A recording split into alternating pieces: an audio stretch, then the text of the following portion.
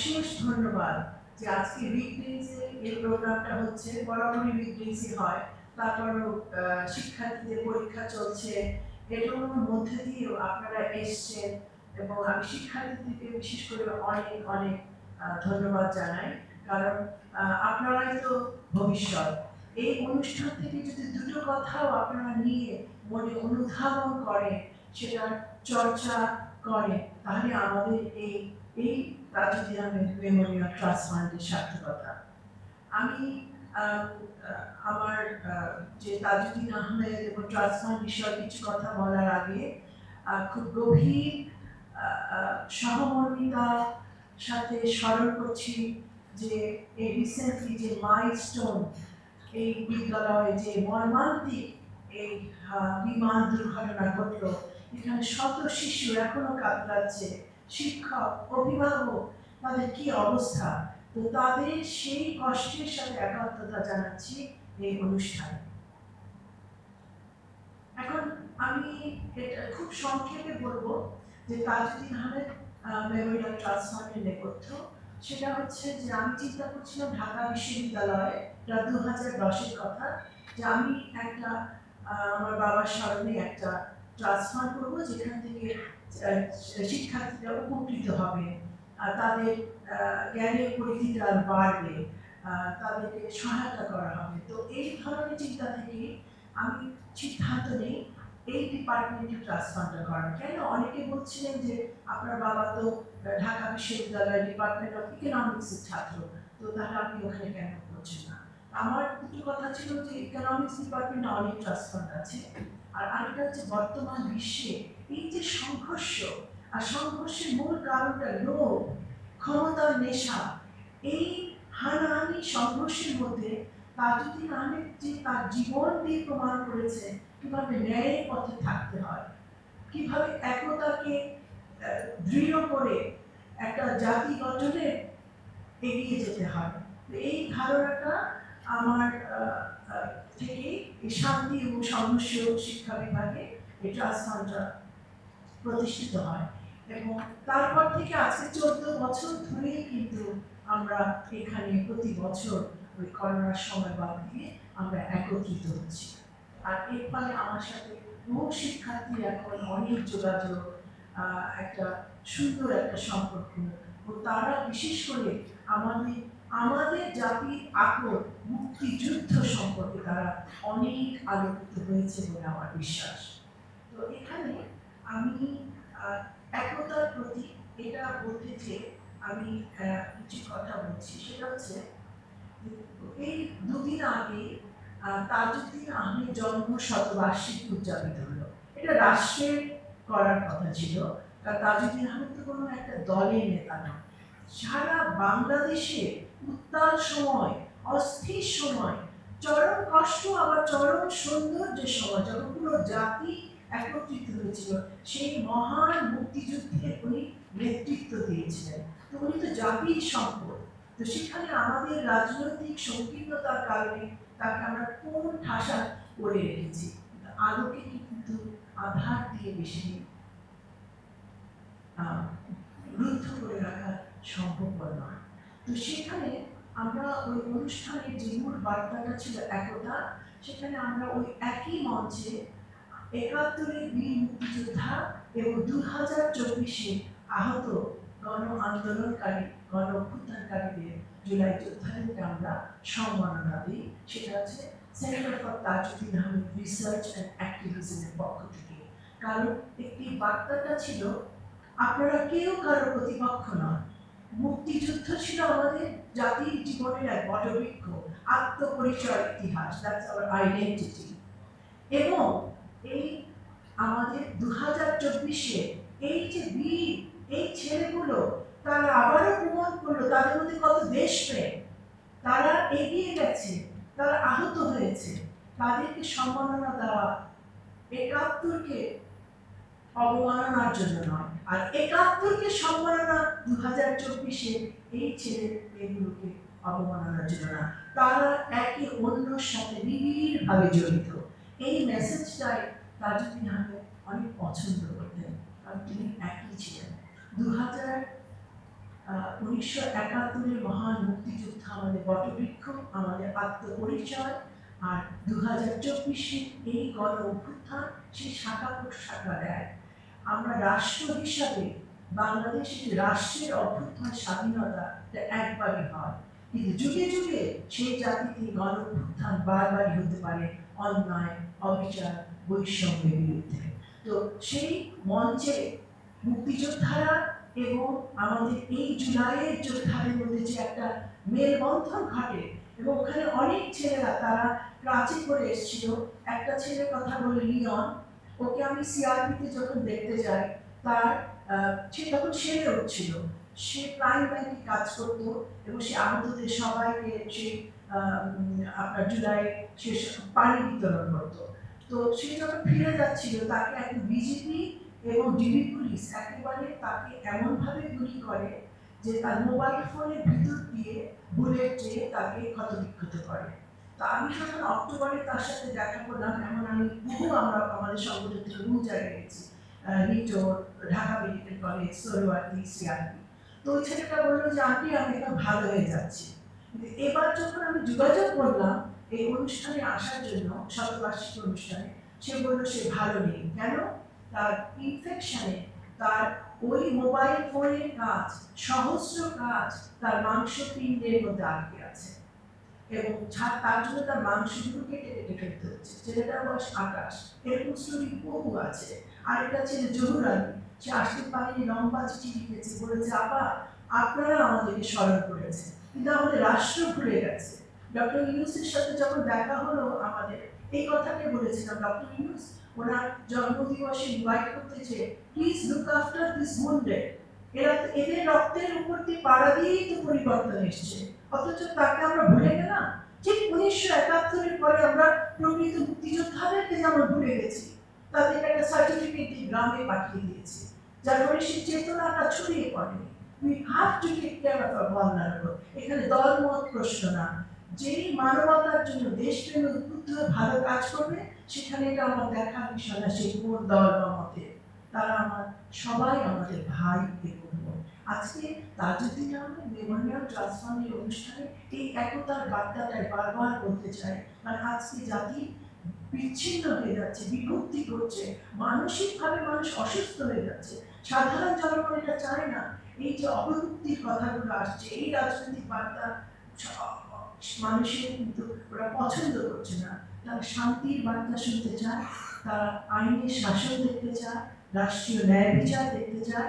আমাদের শিক্ষা ব্যবস্থা যেখানে প্রশিক্ষিত মানব সম্পদ জনগোষ্ঠী যারা তুলবে, ঠিক আমরা যেমন দেখি সিঙ্গাপুর 1960-তে তারা দল বেঁধে লাইন করে 1 লিটার দুধের জন্য লাইন নিত।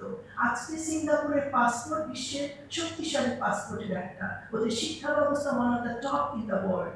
এটার কারণ সেখানে রাষ্ট্র মনোনিবেশ করছে শিক্ষার উপর বড় বাজেট, প্রশিক্ষিত জনগোষ্ঠী মানব সম্পদ করার জন্য। এখন আমি একটা খুব ছোট করে, আমি আর সময় নেব না কারণ আমাদের অনুষ্ঠান তো চলবে। তো এখানে একতার আরেকটা ছোট্ট ঘটনা দিই, যেটা পাঠ্যসূচিতে নেই, আসা উচিত ছিল। 71-এ মুক্তিযুদ্ধে একটা বড় সংকট বাঁধল। একদিন জেনারেল এস মানি আমার বাবার কাছে এসে বললেন তাজউদ্দীন সাহেব আমি তো পদত্যাগ করে যাচ্ছি। কি ব্যাপার কেন? বলে যে জিয়া রহমান উনি আমার সাথে আলোচনা না করে ওরা ব্রিগেডের নাম দিয়েছে জেড ফোর্স। তো জিয়া রহমান তো একটা বীর মুক্তিযোদ্ধা। তা আমার বাবা দেখেন যে এই কি ব্যাপার, এটা যদি হয়ে যায় প্রধান সেনা প্রতি একটা উনি রিজাইন দিয়ে দিচ্ছে। উনি বললেন ওসমানী সাহেব এটা সুন্দর সমাধান হতে পারে, এরা তো সবাই সেক্টর কমান্ডার, এখন ওরা ব্রিগেড পরিচালনা করছে, তারা খালেদ মোশাররফের নাম তারা কে ফোর্স হয়ে যায়, আর শফিউল্লাহ নামে এস ফোর্স, নুরুজ্জামানের নামে এর ফোর্স, তাহলেই তো সমতা হয়ে যায়। এই যে ওটার মধ্যে দিয়ে তুমি যে একটা বিপর্যয় থেকে যে তুমি রক্ষা করলেন, এটা একটা স্মল এক্সাম্পল। উনি ভারতীয়দের সাথে কি কথা বললেন, এটা তো পাঠ্যসূচিতে আসা উচিত ছিল। যেখানে বাইরের মানুষজন বলছে, ঐতিহাসিকরা বলছে বিশ্বের সবচেয়ে মহত্তম চুক্তি ছিল ভারত বাংলাদেশের সেই 3 শর্তের উপর ভিত্তি করে চুক্তি, যেখানে তাজউদ্দীন আহমেদ, সৈয়দ নজরুল ইসলাম বলেছিলেন আপনার ইন্দিরা গান্ধীকে যে শ্রীমতী গান্ধী স্বীকৃতিবাদে বন্ধুত্ব হয় না, এবং সেটা হবে সমতার ভিত্তিতে। স্বীকৃতি দেওয়া, বাংলাদেশের স্বীকৃতি দিতে হবে। কমান্ডার মানিক শ, জেনারেল মানিক শ, উনি তখন নোট পাঠিয়েছিলেন, মানে ভারতীয় মিলিটারিরা তারা চাচ্ছিলেন একক কমান্ডে তারা আসবে, 1971-এ বাংলাদেশে প্রবেশ করবে। উনি সেটাতে ভেটো দিয়ে বলেন, আমি রেফারেন্সও বলে দিই, এটা ইন্দিরা গান্ধীর ঘনিষ্ঠ সচিব জে.এন. দীক্ষিত লেখা বাংলাদেশ বিয়ন্ড লিবারেশন বইতে উদ্ধৃত, যে it was because of Tajuddin Ahmed strong stand. No, এটা জয়েন্ট কমান্ড, এটা আমাদের মুক্তিযুদ্ধ, এখানে আপনারা যাবেন অ্যালাইড ফোর্সে। এ সময় একে খন্দকার বলছিলেন যে ওটা যদি তাজউদ্দিন না করতো তাহলে আমাদের সারেন্ডার চুক্তিপত্রে লেখা থাকতো ভারতের কাছে পাকিস্তান বাহিনী আত্মসমর্পণ করেছে, কিন্তু আজ লেখা বাংলাদেশ বীর মুক্তি বাহিনী এবং অ্যালাইড আমাদের সহযোগিতা ভারতীয় বাহিনীর কাছে আত্মসমর্পণ করেছে, এখানে আমাদের মুক্তিযুদ্ধের নাম আছে উল্লেখিত। আর থার্ড যেটা ছিল শর্ত, যে যেই মুহূর্তে দেশ স্বাধীন হবে এবং আমাদের বাংলাদেশ সরকার মনে করবে আপনাদেরকে প্রত্যাবর্তন করতে হবে, সেই মুহূর্তে ভারতীয় সেনাবাহিনী বাংলাদেশ থেকে প্রত্যাবর্তন করবে। আপনারা দেখেন সেটার ভিত্তিতে কিন্তু বঙ্গবন্ধু যখন বললেন 15ই মার্চ উইথড্র করার কথা, ওই শর্তের ভিত্তিতে। এটা কি আমাদের পাঠ্যসূচিতে আছে? আজকে এই ব্যাপারগুলো জানা খুব দরকার, কারণ তাজউদ্দিন আহমেদ কিন্তু আওয়ামী লীগের না শুধু, উনি পুরো জাতি, উনি দল মত একজন রাষ্ট্রনায়ক। উনি স্বাধীনতা যুদ্ধের সময় আপনি জানেন তখন হয়েছিল, যখন শুধু এটাকে আওয়ামী লীগীকরণের চেষ্টা হচ্ছিল, উনি বলছিলেন এখানে অনেকে আছে যারা আমাদের দলকে সমর্থন করে না, তারা দেশকে ভালোবাসে, তারাও মুক্তিযোদ্ধা। এইভাবে কাতারে কাতারে সর্বদল মত থেকে সেদিন একটা জনযুদ্ধ, একটা স্ফুলিঙ্গ হয়ে বাংলাদেশের এই মহান মুক্তিযুদ্ধে বিজয় এনে দেয়। এই কথাটা স্মরণ করতে হবে যে হঠাৎ করে আমরা দেশ স্বাধীন হয়ে না, তা না। যেমন মার্কিন যুক্তরাষ্ট্রে আপনার তখন ফ্রান্সের সাহায্য নিয়ে তাদের মুক্তিযুদ্ধ চলেছিল, কিন্তু মার্কিনীরা তাদের ইতিহাস তারা সংরক্ষণ করেছিল বলে ফ্রান্সের বলার সাহস হয়নি এটা ফ্রান্স হিসেবে মুক্তিযুদ্ধে স্বাধীন করে দিয়েছে। যেহেতু আমরা আমাদের ইতিহাস সংরক্ষণ করিনি, সেই জন্য আপনি দেখবেন ভারতীয় বর্ণে আসে তারাই স্বাধীন করেছে। এটা খুব লজ্জার ব্যাপার। এ ব্যাপারে অগ্রণী ভূমিকা পালন করে এই তথ্যগুলো নিয়ে আমাদের ইতিহাসকে সমৃদ্ধ করতে হবে, কারণ আমাদের জন্মের আত্মপরিচয় এই গৌরবমণ্ডিত ইতিহাস যদি আমরা সংরক্ষণ না করি, জাতি আরো দ্বিধা বিভক্ত হয়ে যাবে। আমি আর সময় বাড়াবো না, একটা মানবতার কথা বলে আমি শেষ করবো। তাজউদ্দিন আহমেদ যেমন মানবতার প্রতীক ছিলেন, এটা একটা এক্সাম্পল। উনি যখন চলে যাচ্ছেন, কোথায় যাবেন জানেন না, বঙ্গবন্ধুকে তখন উনি ওনার সাথে শেষ যখন দেখা হয় 25 শেষের মাঝে রাতে, তারপরে তো ওনারা বিচ্ছিন্ন হয়ে গেলেন, বঙ্গবন্ধু বাড়িতে থেকে গেলেন, এবং তখন উনি যে জাতির মুক্তিযুদ্ধে যাচ্ছেন, কোথায় যাবেন, উনি আমার মাকে একটা ছোট্ট চিঠি বলে গেলেন, লিলি তুমি 7.5 কোটি মানুষের সাথে মিশে যেও, কবে দেখা হবে জানি না, মুক্তির পর। ইতি তরুণ চাপা, এটা ওনার ছদ্ম নাম ছিল। উনি ওনার পরিবারকে 7.5 কোটি, সেদিনের 7.5 কোটি জনগণ থেকে আলাদা করে দেখেননি, যে 7.5 কোটি জনগণের ভাগ্যে যা আছে তাই হবে। এই জন্য আমার বয়সটা হচ্ছিল 11, আমরা পাকিস্তানি মিলিটারি, তখন আমরা ছিলাম নাম্বার 1 এনিমি, এবং আমরা তখন ডেথ লিস্টে, আমরা এক বাড়ি থেকে এক বাড়ি না খেয়ে না দিয়ে সেই যুদ্ধের কিছু কাহিনী আমার নেতা বইতে আছে, যে কিভাবে সংগ্রাম, যে তিনি যে পরিবার থেকে আলাদা করে দেখেননি। এবং আমরা যখন সীমান্ত ক্রস করে ভারতে প্রবেশ করলাম, উনি আমাদের সাথে দেখা করতে এলেন 5 মিনিট, এবং পরে আমাদের পাঠিয়ে দিলেন মৌলানা ভাসানীর সাথে, তখন আমরা কিছু দিচ্ছিলাম, বললেন লিলি আমি প্রতিজ্ঞাবদ্ধ, সম্মুখে আমার মুক্তিযোদ্ধারা ওরা রণাঙ্গনে ঢুকছে, আমার কৃষক মায়ের, আমার সন্তানরা যাদের হাতে আলামত ছিল তারা অস্ত্র হাতে নিয়েছে, এদের আমি প্রধানমন্ত্রী, I cannot lead a family life, sorry. এবং আমার মার ওই কথাটা কোনো